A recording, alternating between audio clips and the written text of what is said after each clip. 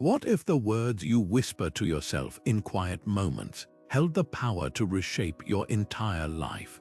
Think about it, those fleeting thoughts, the silent mantras, the phrases that run through your mind like background music. They're not just passing words, they're the architects of your mindset, quietly building the foundation of how you see the world and yourself.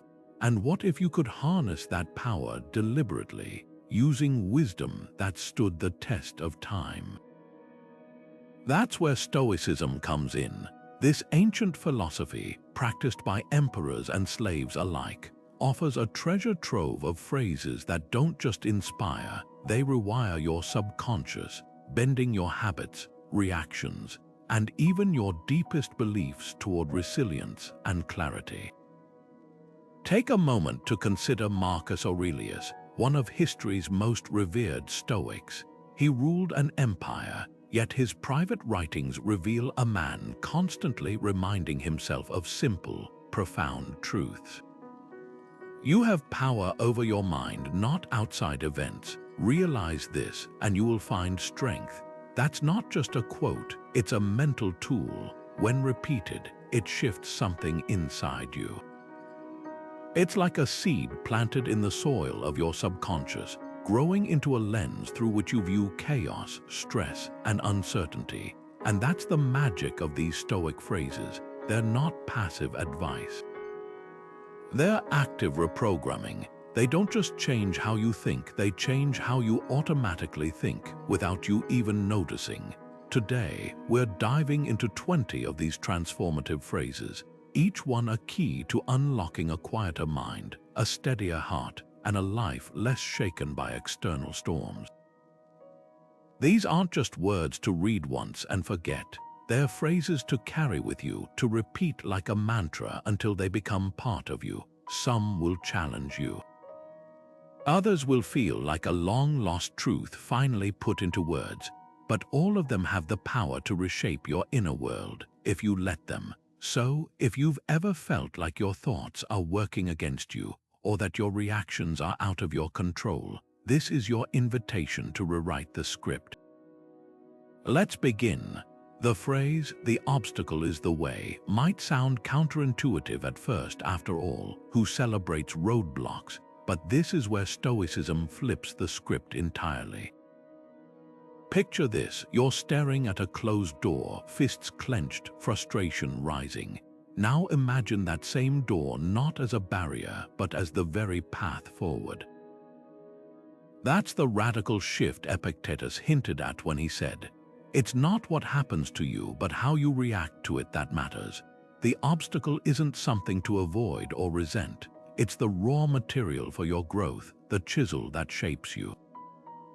Think of a career setback, maybe a project failed or a promotion slipped away. The default reaction, disappointment, maybe even shame.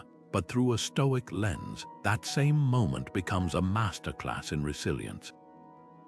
The obstacle forces you to adapt, to innovate, to question assumptions you'd never examine in smoother times. History's greatest innovators, from inventors to entrepreneurs, didn't succeed despite obstacles. They succeeded because of them. Each hurdle became a question. What does this make possible? Now bring it closer to home. Recall a personal loss, a relationship ending, a dream deferred.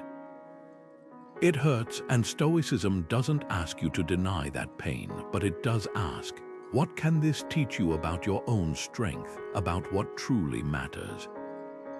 Adversity strips away illusions, revealing what's unshakable within you.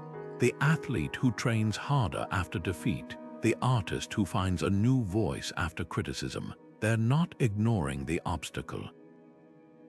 They're using it as fuel. So here's your challenge. Pick one recent obstacle, big or small. Maybe it's a missed opportunity, a conflict, or even a daily annoyance like traffic or a disrupted plan. Now ask, how could this very thing be the way forward? Not in a vague, motivational poster way, but concretely. Does it teach patience, reveal a blind spot? Force you to try a new approach. The obstacle isn't in your way, it is the way. And that shift in perception, that's where real power begins. Amor Fati, love of fate. It sounds almost rebellious in a world that tells us to chase only comfort and control. But this Stoic principle, later embraced by Nietzsche, isn't about passive resignation. It's about active embrace. Picture Seneca writing to a friend after losing his home. "I have not lost my possessions, I've returned them." That's Amor Fati in action. It's the difference between white-knuckling through life's twists and turns and opening your arms to them, not as punishments but as teachers. Think of fate like a river. You can stand on the bank, raging at the current for not flowing your way, or you can step into it, letting it carry you while you steer where you can.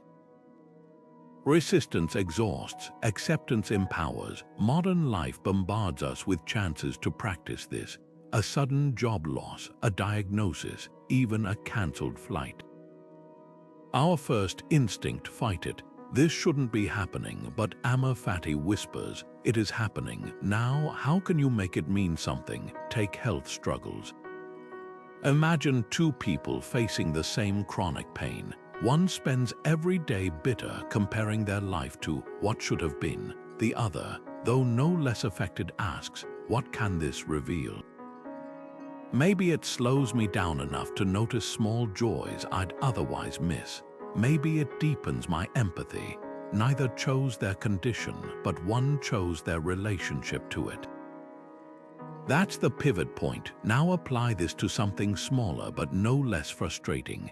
A project derailed by someone else's mistake. Fury feels justified. But Amor Fati asks, could this delay save you from a bigger oversight? Might it force you to refine an idea that wasn't quite ready? Even in chaos, there's a thread of potential if you're willing to look for it. So here's your invitation. What are you resisting right now? Not the abstract fate out there, but the real, gritty situation in front of you. The strained relationship, the financial pinch, the plan that fell apart. What if, just for a moment, you stopped arguing with reality and said, this too belongs, not because it's easy, but because fighting what's already here drains energy you could use to move forward. Amor Fati doesn't erase pain, it transforms it from a wall into a doorway, and on the other side, a life lived not in spite of what happens, but through it. Premeditatio Malorum, the premeditation of evils. At first glance, it sounds pessimistic, even morbid.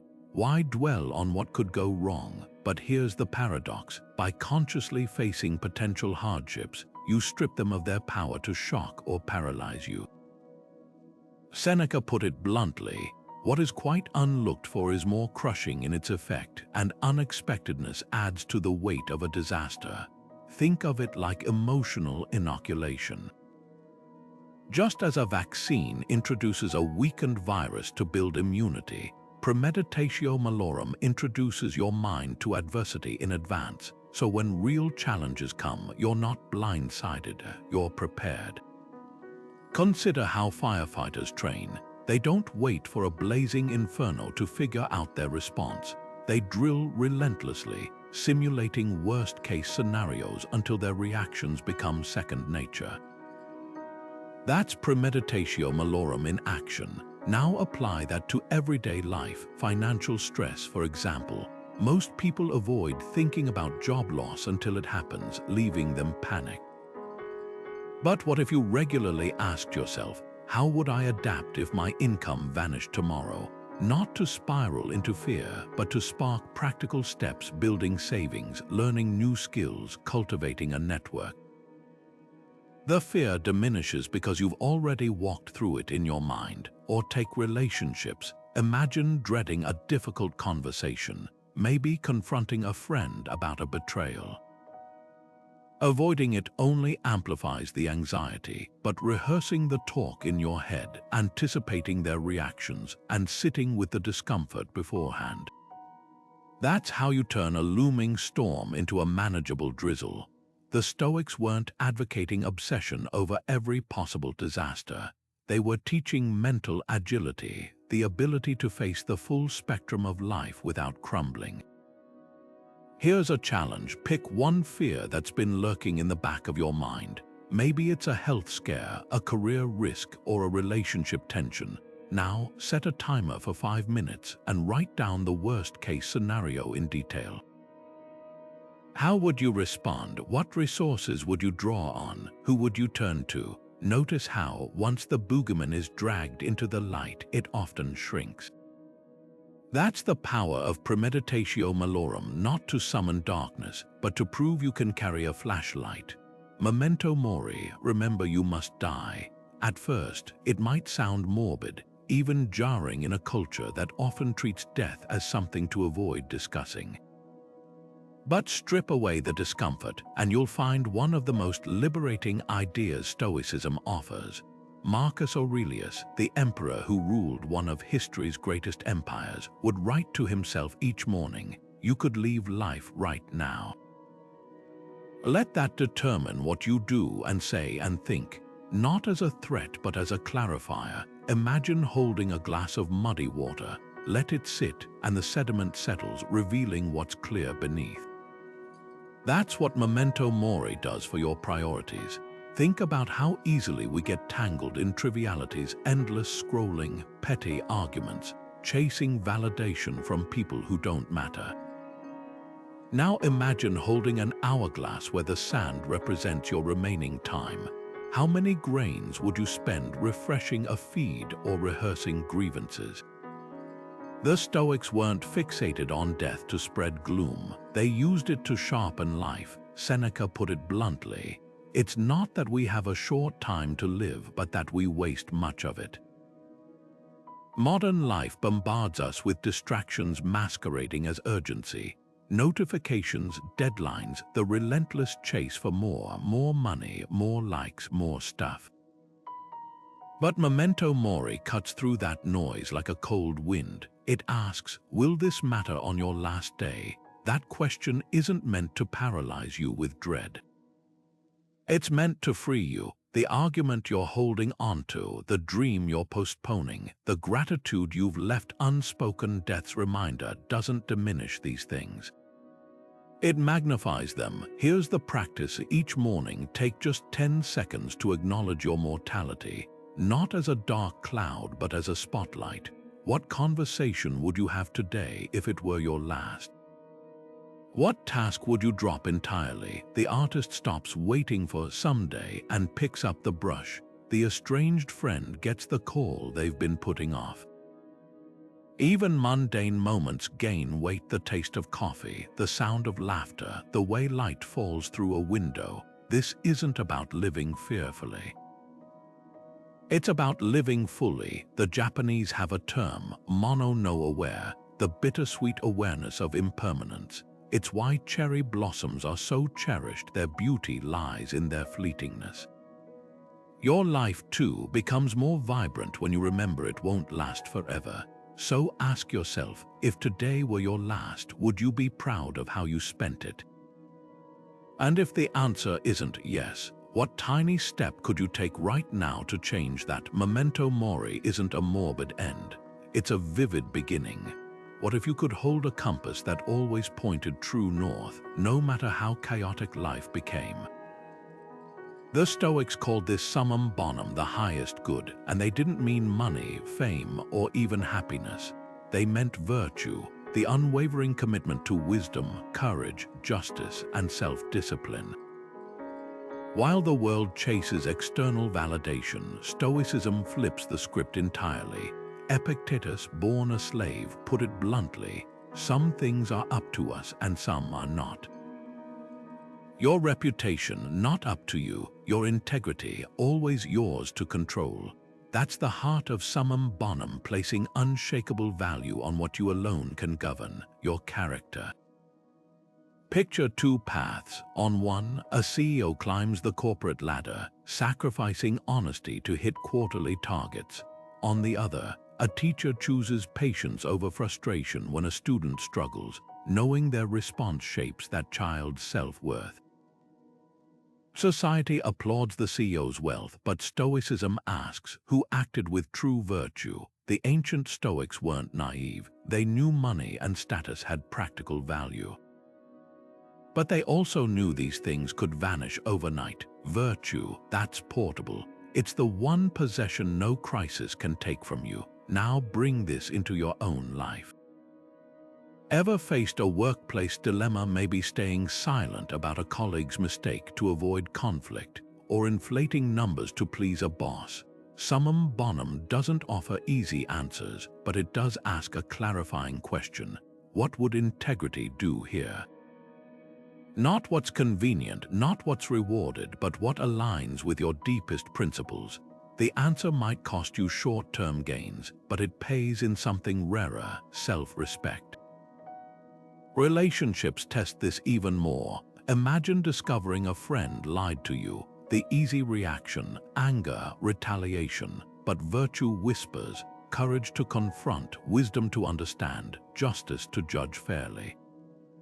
It's not about being a doormat, it's about responding from strength, not ego. So here's your challenge. Think of a recent decision where external pressures drowned out your inner compass. Maybe you compromised a value to fit in, or avoided a tough conversation to keep the peace. Now ask, how would my choices shift if virtue, not approval or comfort, was my only measure of success? The answer might unsettle you, it might inspire you, but one thing's certain: it will reveal who you truly are beneath the noise. Eudaimonia, the ancient Greek word, sounds lofty, but its meaning is deeply practical: flourishing. Not the fleeting high of a promotion or a viral post, but the steady warmth of a life well lived. The Stoics saw this as the ultimate aim, and Marcus Aurelius called it his inner citadel, a fortress of calm no external storm could breach. Picture two people, one racing through 60-hour workweeks, chasing bonuses and applause but feeling hollow inside. The other tending a small garden, reading, and finding joy in quiet conversations.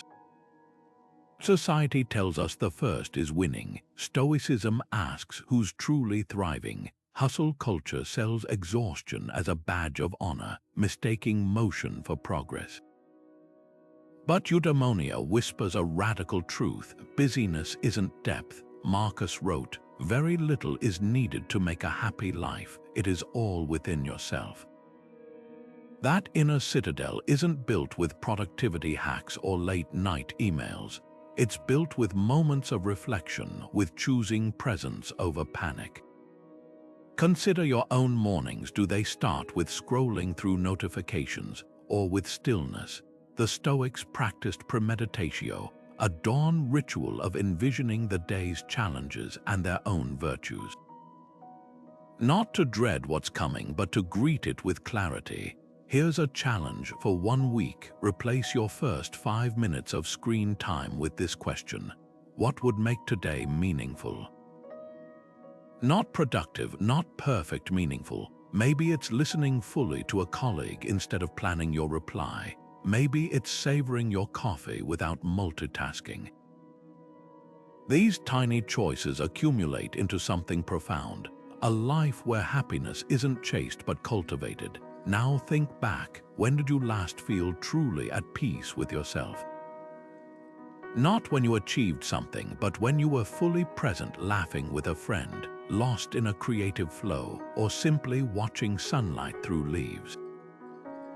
That's Eudaimonia in its purest form. It's not about having more, it's about being more attentive, more grateful, more aligned with your values. The hustle will never tell you this, but the Stoics knew. Flourishing begins when you stop measuring your worth by your output and start recognizing it in your existence. So tonight, as you lie in bed, ask yourself not what you crossed off your list, but how you showed up for others, for your principles, for the quiet joy of being alive. That's the inner citadel, and its gates are always open. Sympathia, the Stoic concept that might just redefine how you see everything from your morning coffee to the stranger on the subway. Picture the universe as a vast, living organism where every part, from the smallest leaf to the farthest star, is interconnected. That's not poetic exaggeration, it's Stoic physics. And here's why it matters. When Marcus Aurelius wrote, "What harms the hive harms the bee," he wasn't just musing about nature, he was laying the groundwork for an ethics of radical empathy. Think of hierarchical circles, a series of concentric rings representing our spheres of concern. At the center, you, next circle, family, then friends, community, nation, humanity, and finally, all living things. Most of us live in the inner rings, treating the outer ones as abstract ideas. But Sympathia asks us to do something extraordinary, draw those distant circles inward. Not just in theory, but in practice. When you toss a plastic bottle into the recycling bin, that's Sympathia in action, recognizing that your choice ripples outward to ecosystems you'll never see. When you listen to a coworker's struggle without judgment, that's Sympathia too, bridging the gap between me and them. Now consider climate change. It's easy to feel powerless against a crisis so vast, but the Stoic lens flips that helplessness into responsibility. If the universe is truly interconnected, then your daily choices, what you buy, what you eat, how you travel, aren't isolated acts.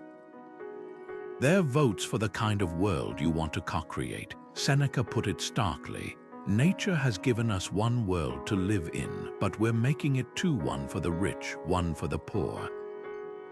2,000 years later, his words sting with relevance, but Sympathia isn't just about grand global issues. It's in the micro moments too.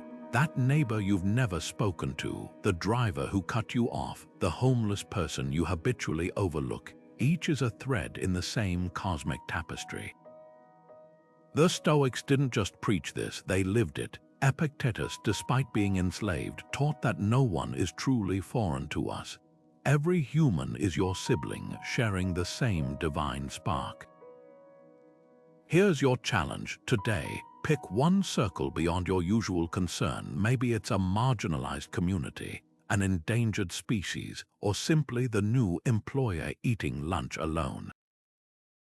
Then take one tangible step to widen your empathy. Donate to a cause outside your normal giving. Strike up a conversation with someone outside your social bubble. Reduce your plastic use not because it's trendy, but because the ocean's fate is entwined with yours. Sympathia whispers that no act of compassion is too small, because in a connected universe, every kindness reverberates. The next time you feel separate or insignificant, remember the Stoic truth. You're not a drop in the ocean, you're the ocean in a drop, and that changes everything. Prosoch, the Stoic art of attention, isn't just about focus, it's about sovereignty over your own mind. Epictetus warned, the first thing to do is don't let your impressions carry you away. Imagine your thoughts as visitors knocking at the door of your consciousness. Prosoch is the act of choosing who gets let in. In an age where our attention is fractured by pings, scrolls, and endless tabs, this ancient practice feels less like philosophy and more like survival. Consider how most of us start our days, reaching for phones before our feet even hit the floor. Within minutes, we've absorbed news headlines, social media comparisons, and a dozen demands, none of which we consciously chose to let in. The Stoics would call this mental trespassing. Prosoch, by contrast, is the deliberate practice of standing guard at the gates of your mind. Marcus Aurelius modeled this by writing his meditations at dawn, not to document his day, but to curate it, deciding in advance what impressions were worthy of his inner court. Now contrast that with modern digital habits. Every notification is a tiny coup attempt, hijacking your attention before you've consented. Studies show the average person checks their phone 150 times daily. That's 150 interruptions to your flow, your peace, your ability to think deeply. Prosoch asks, what if you reclaimed even half those moments? Not through willpower alone, but by redesigning your mental environment like a Stoic architect. Here's a practice to try: mental gatekeeping. For 1 hour each morning, treat your attention like sacred ground. No devices, no reactive scrolling. Instead, ask yourself Epictetus' question: is this essential? Apply it to thoughts too. When worry about an upcoming meeting arises, pause. Is this thought a useful strategist or a fearmonger? If it's the latter, gently escort it out. This isn't avoidance, it's discernment. The athlete doesn't waste energy on every distraction in the stadium. They fixate on the finish line. So tonight, as you reflect on your day, audit your attention. What thought patterns hijacked you? The coworker's snide comment that replayed in your mind like a broken record. The envy sparked by someone's vacation photos. Prosoch reminds you, you're the curator of your inner world. Every ounce of attention you surrender is a piece of your life handed over without consent. The question isn't just what deserves your focus, it's who gets to own your mind, you or the chaos clamoring at the gates. Apatheia sounds like apathy, but the resemblance ends there. Where apathy numbs, apatheia liberates. Picture a stormy sea. Apathy is abandoning the helm, letting the ship drift wherever the waves take it. Apatheia, though, that's gripping the wheel with calm hands, steering through the tempest without being ruled by it. Seneca, who wrote an entire treatise on anger, called destructive passions brief insanity.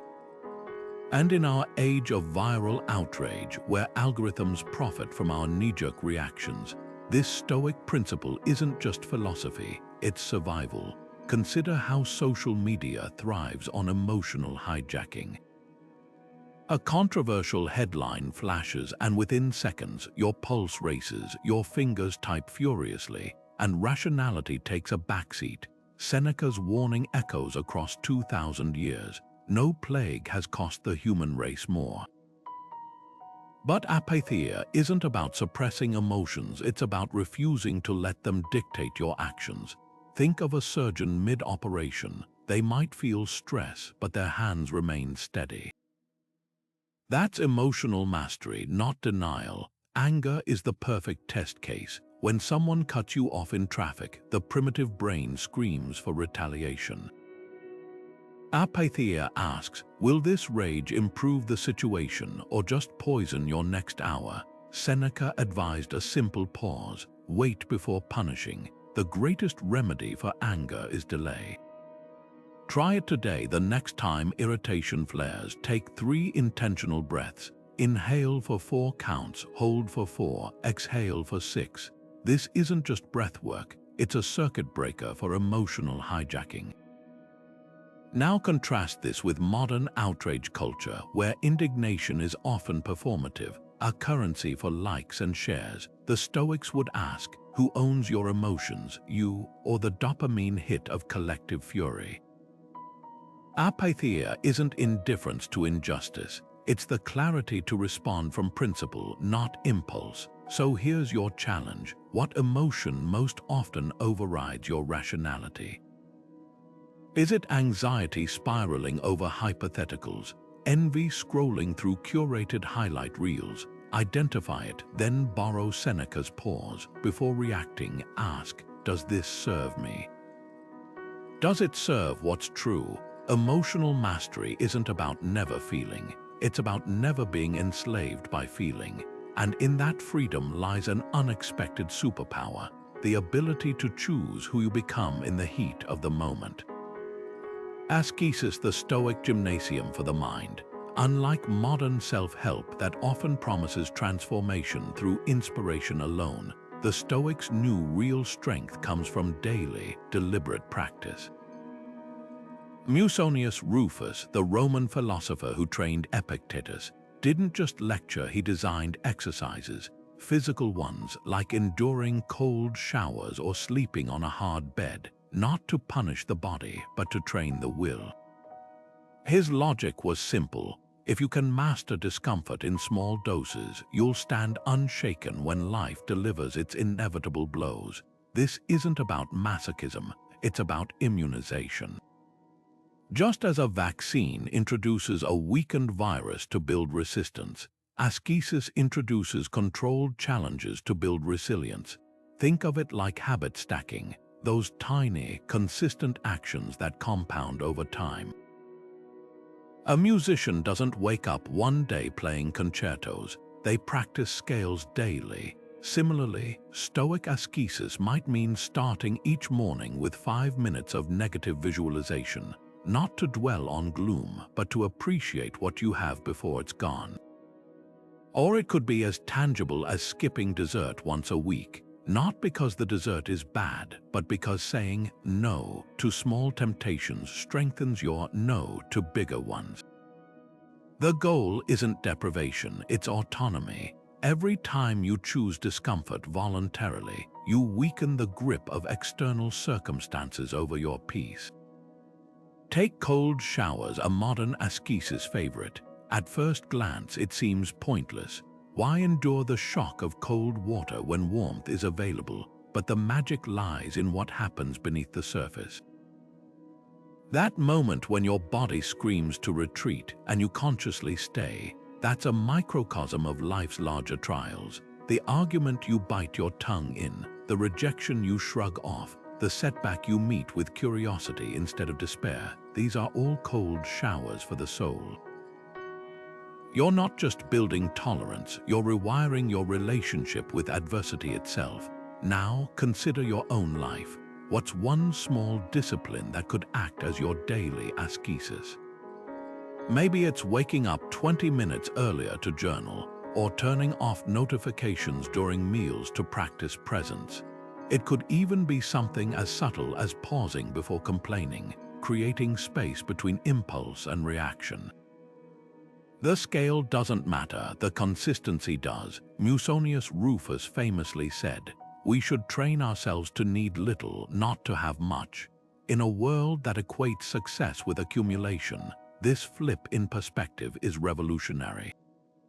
So here's your invitation. Pick one tiny, intentional discomfort this week, not as a test of endurance, but as a conversation with your own potential. Each time you meet that small challenge, you're sending a message to your subconscious. I am not ruled by comfort, I choose my response. And over time, those choices add up to something far greater, a mind that doesn't just weather storms but learns to dance in the rain.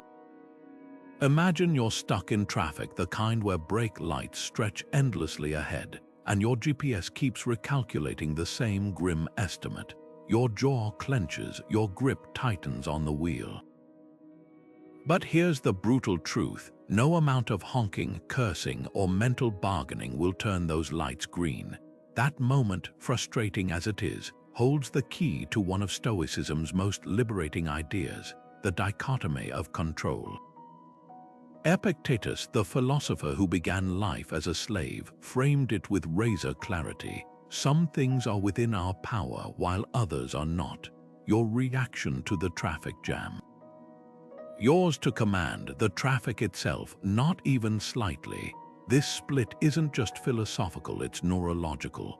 The amygdala, your brain's alarm system, fires endlessly at threats you can't resolve, leaving you exhausted. Modern life bombards us with these false alarms: political turmoil, a boss's mood, even the weather. The Stoic remedy, a mental sorting hat. Take a family conflict, say, a relative's stubborn refusal to see your perspective. You can control how you listen, whether you respond with patience or provocation, even whether you engage at all. Their reaction, that's their territory. Trying to govern it is like shouting at the rain. Now apply this to something gnawing at you today. Maybe it's a job interview's outcome, a loved one's health scare, or the fear of missing out on some trend. The anxiety loops because your mind keeps gnawing at the uncontrollable half of the equation.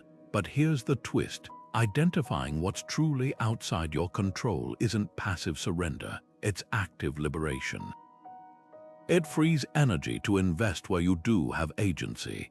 The musician can't force applause, but they can practice daily. The activist can't single-handedly change policy, but they can organize their bloc. So here's your challenge. Grab paper and pen, draw a line down the center. On the left, list 3 things you chronically worry about but can't control. A friend's choices, stock market swings, whether someone likes you. On the right, for each, note 1 action you can take. Set boundaries, diversify savings, be authentically kind. That blank right column, that's where your power lies. The Stoics weren't teaching resignation. They were mapping the only battlefield where victory is possible, your own choices. And in a world obsessed with controlling the uncontrollable, that map is nothing short of revolutionary. Oikiosis, the Stoic principle that self-care isn't indulgence but ethical bedrock. Picture Marcus Aurelius, Emperor of Rome, writing in his journal before dawn. When you arise in the morning, think of what a precious privilege it is to be alive, to breathe, to think, to enjoy, to love. This wasn't poetic musing, it was ritual stewardship. The Stoics framed self-ownership as the first duty of any rational being, because how can you serve the world if you've neglected the very instrument you use to serve?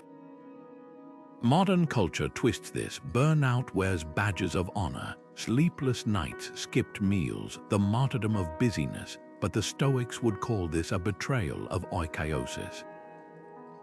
Imagine a farmer neglecting their only plow until it splinters. No crop flourishes from that sacrifice, only ruin. Your mind and body are no different. Epictetus, who endured slavery, put it bluntly, "You're not a disembodied will, you inhabit flesh that tires, a mind that frays." Self-care, then, isn't selfish, it's the prerequisite for every virtue you hope to embody. Consider the boundary phrases Stoicism whispers in your ear when others demand your exhaustion. "I cannot pour from an empty cup" isn't just a wellness cliché, it's oikiosis in action. Or Seneca's sharper version, "You're not giving if you're being robbed." The colleague who expects late-night emails, the friend who monopolizes your listening ear but never reciprocates. These aren't tests of generosity, they're tests of self-respect. The Stoics weren't advocating ruthlessness, they were teaching discernment. A tree doesn't bear fruit by bleeding itself dry, it sinks roots deep first. Now turn the lens inward. Where have you abandoned your own stewardship? Maybe it's the sleep you trade for scrolling, the meals you eat hunched over screens, or the creative project you postpone until someday. Marcus' morning ritual holds a mirror to these choices. If life is a privilege, what does it say when you treat your own as an afterthought? Here's the challenge. Pick one area where you've conflated self-neglect with nobility. Then borrow a Stoic boundary phrase, not as a shield against the world, but as a promise to it. "I'm no good to others half-starved before skipping lunch again." This weight can train my patience when tempted to rush someone else's process. Oikiosis doesn't build walls, it tends the garden so you have blossoms to share. And in a culture that glorifies burning out, that's not just wisdom, it's rebellion. Parisia, the Stoic art of fearless speech, wasn't about blunt honesty for its own sake. It was truth tempered with courage, a refusal to let fear dictate silence when words mattered most. Picture Cato the Younger, the Roman senator who stood alone against Julius Caesar's rising tyranny, his voice cutting through the Senate's cowardice. Better to die once than live in perpetual fear of death.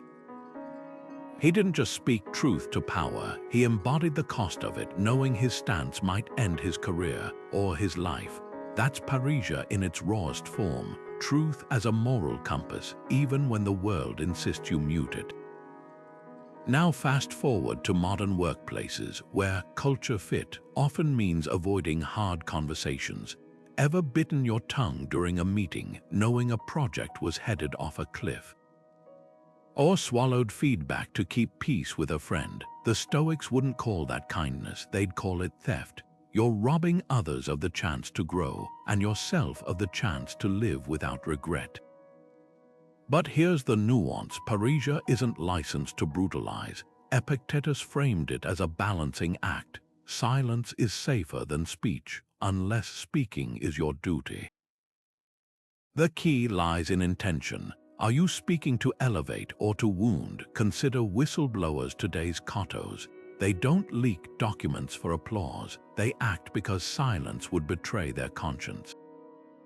Their courage isn't in the explosion of truth, but in bearing the aftershocks: isolation, lawsuits, shattered careers. Yet Stoicism asks, what's the alternative? A life spent pretending corruption is someone else's problem, but Parisia thrives in smaller moments too. That awkward talk with a teammate who keeps missing deadlines. The family member whose jokes veil prejudice. Even the internal dialogue where you admit, this path isn't me. The obstacle isn't just fear of conflict, it's the stories we attach to truth-telling. They'll hate me, I'll look foolish. The Stoic remedy: Premeditatio Malorum. Play out the worst-case scenario. Maybe the conversation strains a relationship. Now ask, is that worse than the slow erosion of your integrity? Here's a practice for courageous speech, borrowed from Seneca's letters. Before speaking a hard truth, ground it in 3 questions. Is it necessary? Is it kind? Is it mine to say? If all 3 resonate, speak not to control the outcome, but to honor your own soul. The world will always reward compliance over courage. But the Stoics whisper a counteroffer: the unshakable peace of knowing you didn't trade your voice for approval. So tonight, light a candle and ask yourself, what truth have I been swallowing? Not the grand whistleblower scale revelations, but the daily ones: the apology you owe, the boundary you've avoided setting, the dream you've been too timid to name. Parisia begins where fear ends, and in that space between silence and speech, you'll find something unexpected: your own voice, clear and unafraid. Imagine holding your hand wide open, palm facing upward. That's how Zeno, the founder of Stoicism, illustrated the mind's ideal state: receptive, unfiltered, free from the grip of assumptions. Now slowly close your fingers into a fist. That's catalepsis, the moment you mistake your tight grasp of an idea for the truth itself. The Stoics weren't against conviction. They warned against conviction untested by reality. In an age where social media feeds us curated highlight reels disguised as real life, this distinction isn't philosophical, it's survival. Take comparison, that silent thief of joy. You scroll through a friend's tropical vacation photos, and suddenly your own life feels dull, lacking. But here's what Catalepsis reveals: you're not comparing your reality to theirs. You're comparing your behind the scenes to their highlight reel. The Stoics called this the phantasiae, impressions masquerading as facts. Marcus Aurelius had a ruthless habit of dissecting these illusions. Strip away the legend that encrusts things. That promotion your colleague got, the story you tell yourself might be, I'm falling behind, when the fact is simply, they were a better fit for that specific role. One drains your motivation, the other frees you to focus on your unique path. Now consider the stories you've absorbed without examination. I'm bad at relationships. Money is scarce. I'll never be good enough. Catalepsis invites you to unclench your mental fist and ask, what's the actual evidence? Not the emotional echoes, not the offhand comment from a decade ago, just the facts.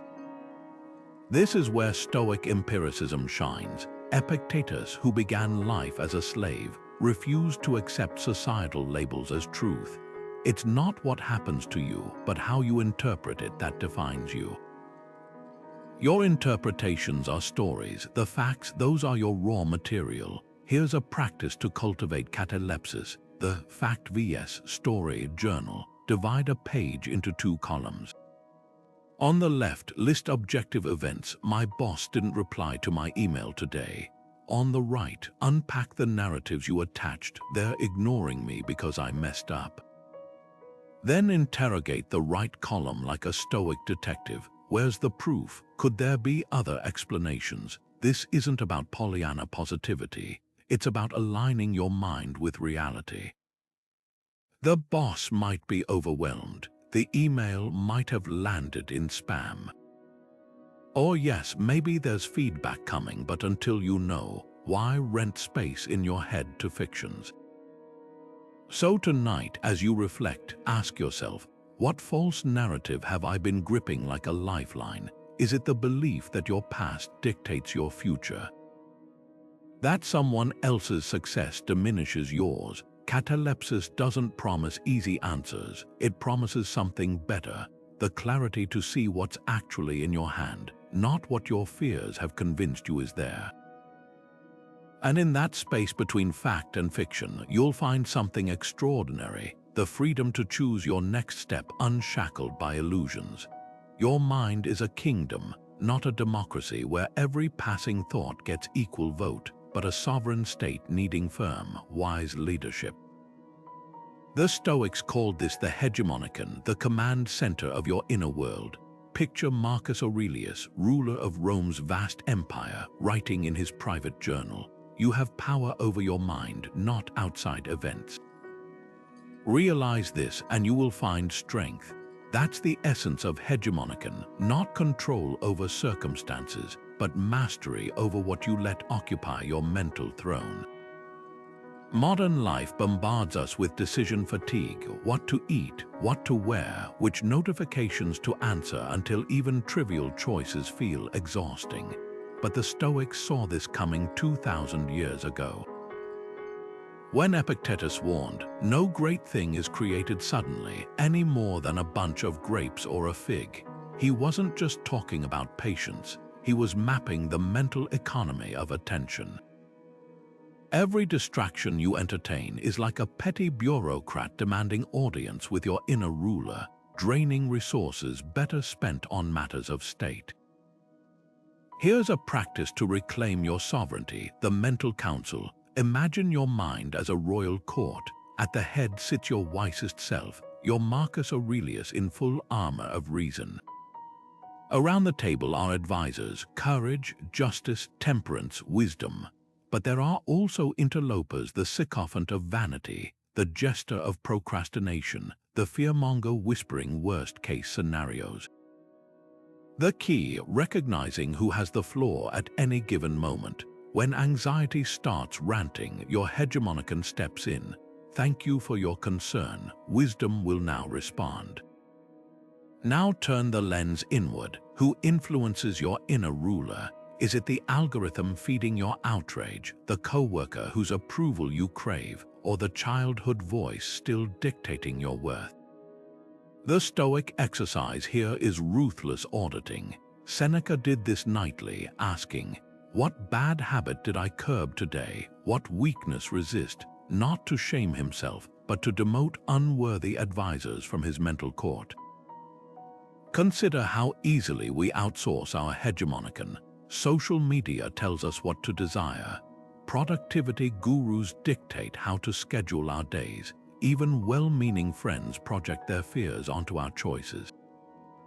But Stoicism asks, who's holding your scepter? When you let external voices draft your inner decrees, you're not living, you're being lived. So tonight, as you lie in bed, conduct a quiet coup. Evict the influencers who have overstayed their welcome. Promote the virtues that align with your deepest truth. And remember, a kingdom thrives not when its walls are high, but when its ruler is awake. Your mind is your empire. Govern it like you mean it. Philostorgia, the Stoic embrace of natural affection, might seem contradictory at first. How can a philosophy known for emotional discipline also champion deep love? But here's where modern interpretations often miss the mark. Stoicism never asked us to sever bonds or become indifferent statues. It taught us how to love fully without letting that love become a chain. Seneca, who wrote tenderly to his grieving friend Lucilius, didn't advise detachment from loss. Instead, he offered this: let your tears flow, but let them also cease. Let your sighs be deep, but let them also end. That's the balance of Philostorgia, feeling deeply without being drowned by what you feel. Consider how we often confuse resilience with numbness. A parent loses a child, and well-meaning voices urge them to stay strong by suppressing grief. Toxic positivity whispers, everything happens for a reason, as if sorrow were a puzzle to solve rather than an experience to honor. The Stoics would call this betrayal not of some stiff upper lip ideal, but of our very humanity. Marcus Aurelius, who buried 8 children, wrote, "The impediment to action advances action. What stands in the way becomes the way." Even in mourning, he wasn't dismissing pain, he was making room for it alongside purpose. Now contrast this with unhealthy attachment, the kind that mistakes possession for love. Picture a relationship where fear of loss manifests as control. If you loved me, you'd check in hourly. Or the parent who stifles a child's independence because "I can't bear to be without you." Philostorgia draws a line between caring and clinging. It's the difference between holding a bird gently in your hands and clenching your fist so tightly it cannot breathe. So how do we practice this balance? Start with Seneca's grief techniques, which translate beautifully to modern struggles. First, the premeditation of loss, not to dwell on impending doom, but to appreciate what you have while it's here. Kiss your partner goodbye as if it might be the last time, not to borrow sorrow from the future, but to infuse the present with gratitude. Second, the double ledger. When pain comes, recall not just what was taken, but what was given. The memory of a loved one isn't just a wound, it's proof you had someone worth missing. Now apply this to smaller daily attachments. The job you're terrified to lose, the plans you white-knuckle against change. Healthy detachment isn't indifference, it's trust in your own adaptability. A gardener doesn't weep when flowers fade. They mourn, yes, but their hands are already in the soil, planting new seeds. That's Philostorgia in action. Loving what you have while knowing nothing is truly yours. It's merely on loan for a time. Here's your invitation. Think of one relationship or circumstance where fear has blurred into control. Maybe it's micromanaging a team because you doubt their competence, or resenting a friend's new hobbies that pull them away. Now ask, am I loving this person or my idea of them? The answer might unsettle you, but in that discomfort blooms a purer form of connection, one that honors others' autonomy as fiercely as your own peace.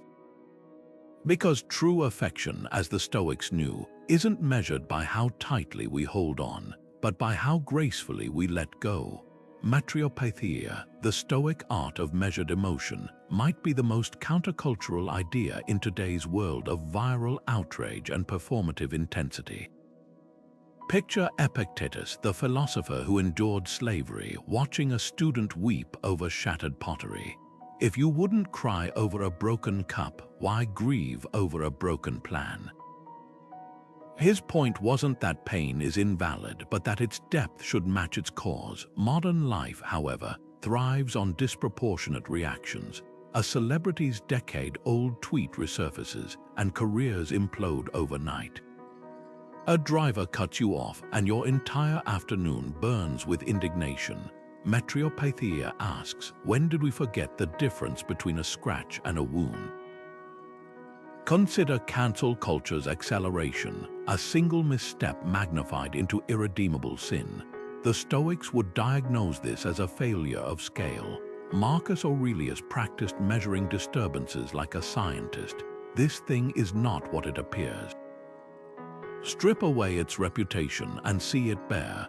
A colleague takes credit for your idea in a meeting. The raw fact, they spoke words you wished they hadn't. The reputation, they're a backstabbing villain out to destroy you. Metriopathia dissolves the theatrics, leaving only the actual stakes. maybe a 5-minute conversation to clarify attribution, not a lifelong vendetta. Now imagine the ladder of response, a Stoic tool for recalibrating reactions. On the lowest rung, minor inconveniences, spilled coffee, delayed trains. Appropriate response, a sigh, then moving on. Middle rung, genuine frustrations, betrayal by a friend, a project cancelled after months of work. Here, grief or anger has space, but with an expiration date. Top rung, true catastrophes, loss of health, the death of a loved one. These warrant deep mourning, yet even then, Stoicism whispers, tears are natural, but paralysis is a choice. Most of life's irritants belong on the bottom rungs, yet we keep hauling them upward, exhausting ourselves carrying grocery bags like they're boulders. Think back to your last overreaction. Was it the text message left on read that spiraled into "they hate me"? The restaurant mix-up that became a "nothing ever goes right"? Underneath lies a pattern. We don't just experience events, we amplify them through layers of narrative. The Stoic remedy is subtraction. Ask, what actually happened minus my interpretation? A friend forgets your birthday, the fact no call came, the story you added, they don't care. But alternative explanations exist: distraction, personal struggles, even a misplaced calendar alert. Metriopathia isn't about suppressing emotion, it's about refusing to let imagination inflame it. Here's your challenge: for one day, become an emotional cartographer. Map your reactions along the ladder. That coworker's passive-aggressive email, maybe it's a third-rung issue, not a seventh. The cancelled flight, inconvenient, yes, but does it merit the despair of a true crisis? Each time you place a grievance on its proper step, you reclaim energy wasted on mismanaged feelings. And in that recalibration, you'll find something surprising. Most of what drains us isn't life's weight, it's the gravity we assign to trivial things. The pottery, after all, was just clay. Your piece, that's priceless. Ephimin, the ancient Greek word meaning "what's up to us," cuts through the noise of modern helplessness like a knife. Picture Cleans, the Stoic philosopher who carried water by day and studied wisdom by night, saying, "The fates guide those who will, those who won't, they drag." Not exactly the motivational poster you'd find in a corporate office, is it? But that's the raw clarity of Stoicism. Life deals you cards, but how you play them. That's entirely up to you. This isn't about denying hardship or privilege. It's about recognizing where your agency lies and where it doesn't. A paralyzed athlete can't control their legs, but they can control their discipline. A CEO born into wealth can't control their starting point, but they can control whether they coast or contribute. Ephimin draws the line between what happens to you and what happens through you. Take disability, an area where society often assumes agency is diminished. But ask anyone who's navigated life with a physical limitation, and they'll tell you the real barriers are rarely the body. It's the assumptions others project onto it. The Stoic response: focus on the inch of ground you can hold. Stephen Hawking didn't rewrite astrophysics by fixating on his motor neurons. He did it by directing his mind toward the cosmos. Or consider privilege, the opposite side of the same coin. Inherited wealth or opportunity isn't a moral failing, but squandering it is. The Stoics would say, you didn't choose your starting hand, but you're accountable for every play after the deal. Here's a practice to reclaim your agency: influence mapping. Grab a sheet of paper and draw 2 circles. Inside the inner circle, list what's fully within your control: your effort, your attitude, your boundaries. In the outer ring, note what's partially influenceable: your health, your relationships, your career trajectory. Now, the critical step: cross out everything else. The weather, the past, other people's opinions, those belong to the cosmos. This isn't about shrinking your world. It's about concentrating your power where it actually exists. Most of us spend our energy shouting at the outer ring, exhausted by battles we were never meant to fight.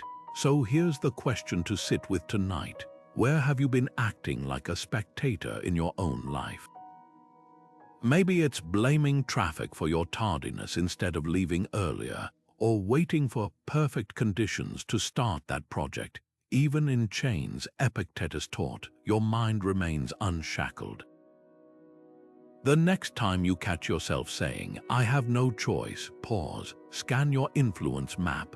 There's always an inch of ground to claim, even if it's just the space between stimulus and response. And in that inch, that's where freedom lies. Cosmopolis, the Stoic vision of a world without borders, where every human belongs not to a tribe, but to the great city of the universe. Picture Marcus Aurelius, emperor of Rome's vast empire, writing in his private journal, "What brings no benefit to the hive brings none to the bee." This wasn't just poetic musing, it was a radical political stance.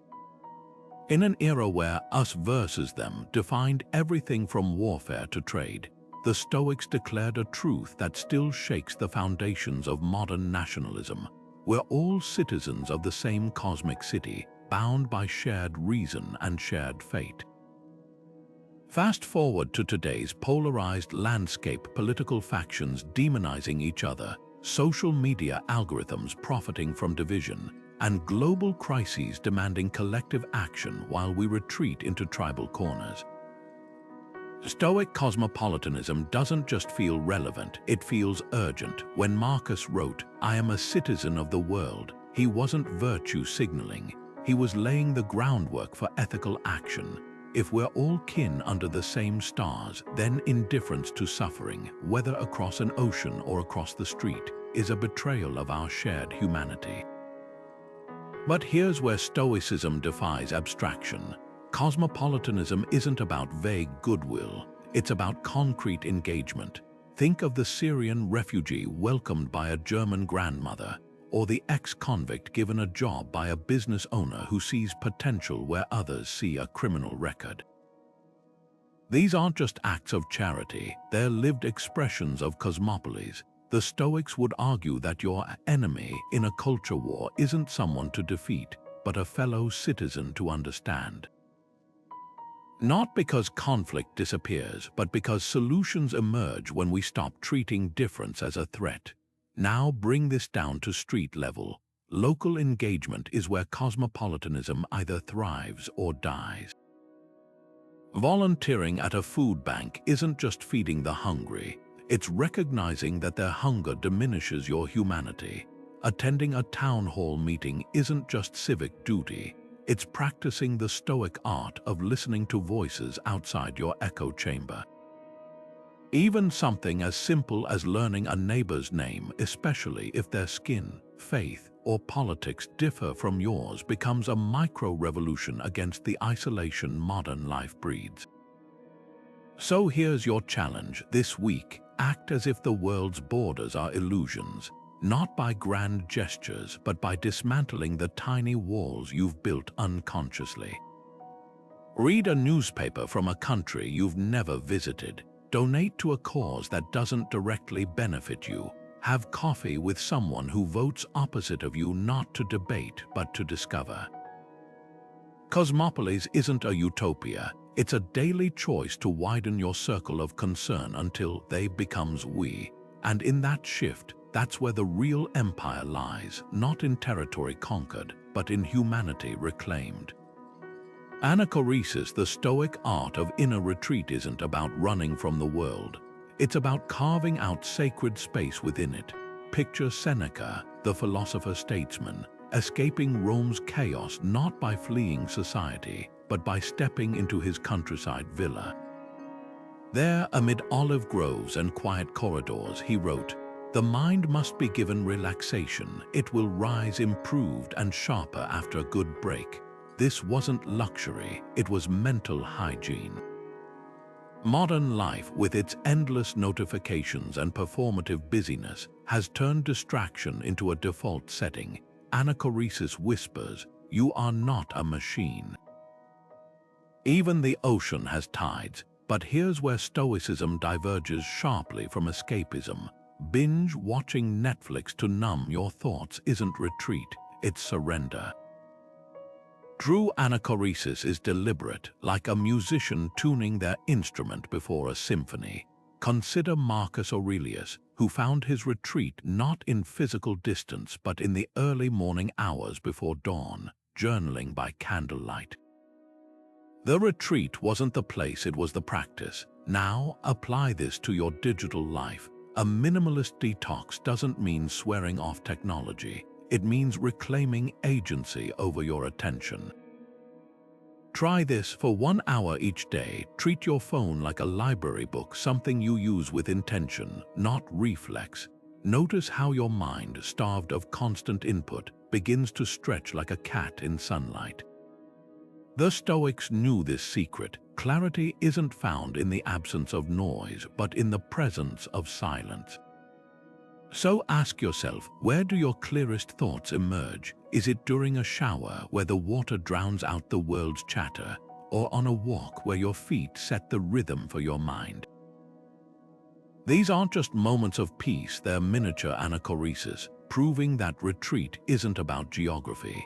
It's about the deliberate act of stepping back so you can step forward with eyes wide open. The next time overwhelm looms, remember Seneca's olive grove. Your inner sanctuary isn't waiting to be found, it's waiting to be built. So here we are, standing at the crossroads of wisdom and action.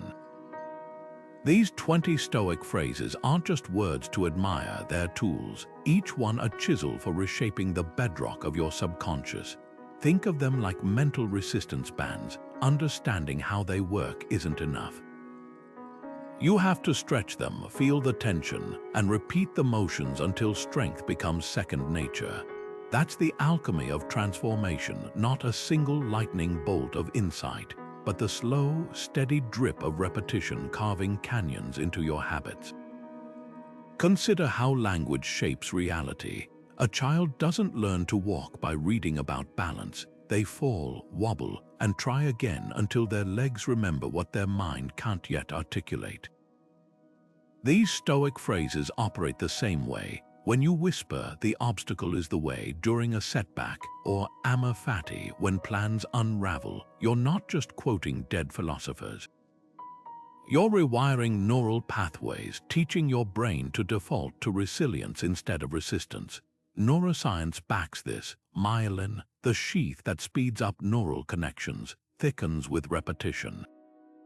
Every time you consciously choose a Stoic phrase over a knee-jerk reaction, you're literally insulating wisdom into your biology. But here's the catch: this toolkit only works if you reach for it.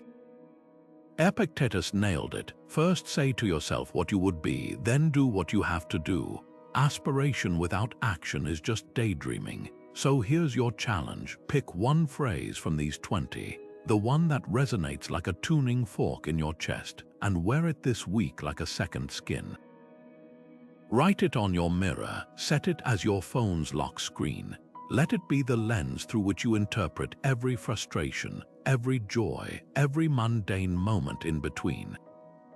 Maybe it's Premeditatio Malorum before a high-stakes meeting, visualizing setbacks so they lose their power to shock, or Sympathia, when you're tempted to judge a stranger, reminding yourself of the invisible threads tying you together. The phrase doesn't have to be profound, it just has to be yours, because transformation isn't about collecting quotes, it's about letting one truth sink so deep it changes how you breathe. As you go, remember, the Stoics weren't perfect. They stumbled, doubted, and started over, just like you. What set them apart was their refusal to let stumbles become stops. So whether this is your first step into Stoicism or your 1000th, know this: every time you choose wisdom over reaction, you're building your inner citadel, brick by brick. And if you're ready for more foundations, more tools, more quiet revolutions, hit subscribe. The path doesn't end here, it begins.